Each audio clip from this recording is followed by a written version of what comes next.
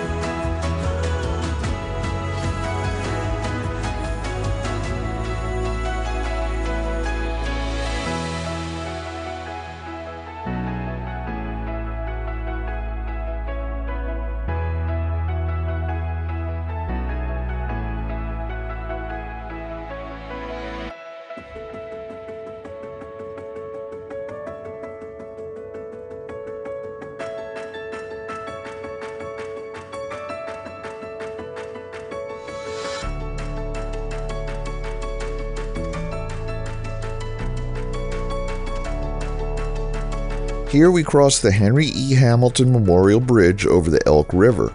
The name seems to be applied to both bridges here. The eastbound bridge, which we're not on, dates back to 1936, while the westbound bridge seems to be much newer, first appearing in aerial images in 1999. This is where we enter Lauderdale County, named in honor of Colonel James Lauderdale of Tennessee. The county had a population of 93,564 as of the 2020 census. We also enter the town of Rogersville here, with a population of 1,231.